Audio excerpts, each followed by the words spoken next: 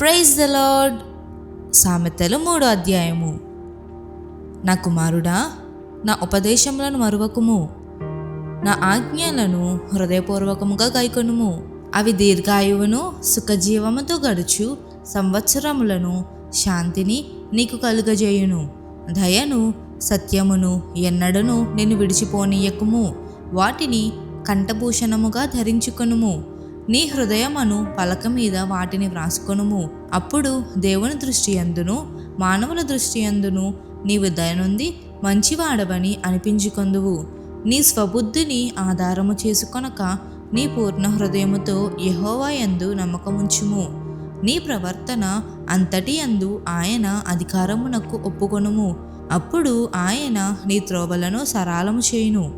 నేను జ్ఞానిని కదా అని నీవు అనుకొనవద్దు. యెహోవా యందు భయభక్తులు కలిగి చెడుతనము విడిచిపెట్టుము. అప్పుడు నీ దేహమునకు ఆరోగ్యమును నీ ఎముకలకు సత్తువయు కలుగును. నీ రాబడి అంతటిలో ప్రథమ ఫలమును నీ ఆస్తిలో భాగమును ఇచ్చి యెహోవాను ఘనపరచుము. అప్పుడు నీ కొట్లలో ధాన్యము సమృద్ధిగా ఉండును. నీ గానుగలో నుండి క్రొత్త ద్రాక్షరసము పైకి పొరలి పారును. నా కుమారుడా, యెహోవా శిక్షను తృణీకరింపవద్దు. ఆయన గద్దింపునకు విసుకవద్దు. తండ్రి తనకు ఇష్టుడైన కుమారుని గద్దించు రీతిగా యెహోవా తాను ప్రేమించు వారిని గద్దించును.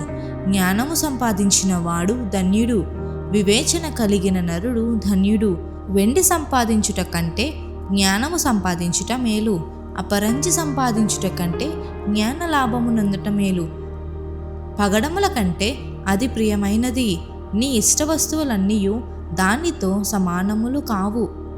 దాని కుడి చేతిలో దీర్ఘాయువును దాని ఎడమ చేతిలో ధనఘనతలను ఉన్నవి. దాని మార్గములు రమ్య మార్గములు, దాని త్రోవలన్నీయు క్షేమకరములు. దానిని అవలంబించు వారికి అది జీవవృక్షము. దాని పట్టుకొని వారందరూ ధన్యులు. జ్ఞానము వలన యెహోవా భూమిని స్థాపించెను.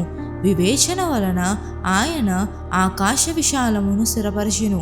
ఆయన తెలివి వలన అగాధ జలములు ప్రవహించుచున్నవి. మేఘముల నుండి మంచు బిందువులు కురియుచున్నవి. నా కుమారుడా, లెస్సైన జ్ఞానమును వివేచనను భద్రము చేసుకొనుము. వాటిని నీ కన్నుల ఎదుట నుండి తొలగిపోనీయకుము. అవి నీకు జీవముగాను నీ మెడకు అలంకారముగాను ఉండును. అప్పుడు నీ మార్గమున నీవు సురక్షితముగా నడిచెదవు. నీ పాదము ఎప్పుడూనూ తొట్టిల్లదు. పండుకొనున్నప్పుడు నీవు భయపడవు. నీవు పరుండి సుఖముగా నిద్రించెదవు. ఆకస్మికముగా భయము కలుగునప్పుడు, దుర్మార్గులకు నాశనము వచ్చినప్పుడు నీవు భయపడవద్దు. యెహోవా నీకు ఆధారమగును.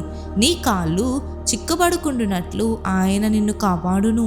మేలు చేయుట నీ చేతనైనప్పుడు దాని పొందదగిన వారికి చేయకుండా వెనుక తీయకుము. ద్రవ్యము నీ యొద్ద ఉండగా రేపు ఇచ్చెదము పోయి రమ్మని నీ పొరుగువానితో అనవద్దు. నీ పొరుగువాడు నీ యొద్ద నిర్భయముగా నివసించినప్పుడు వానికి అపకారము కల్పింపవద్దు. నీకు హాని చేయని వానితో నిర్నిమిత్తముగా జగడమాడవద్దు. బలాత్కారము చేయువాని చూచి మత్సరపడకుము. వాడు చేయు క్రియలను ఏమాత్రమును చేయగోరవద్దు. కుటిలవర్తనుడు యెహోవాకు అసహ్యుడు. యథార్థవంతులకు ఆయన తోడుగా ఉండును. భక్తిహీనుల ఇంటి మీదికి యెహోవా శాపము వచ్చును. నీతిమంతుల నివాస స్థలమును ఆయన ఆశీర్వదించును. అపహాసకులను ఆయన అపహసించును. దీనుని ఎడల ఆయన దయచూపును. జ్ఞానులు ఘనతను స్వతంత్రించుకొందురు. బుద్ధిహీనులు అవమానభరితులగుదురు. దేవుడి చిన్ని వాక్యాన్ని దీవించి ఆశీర్వదించునుగాక. ఆమేన్.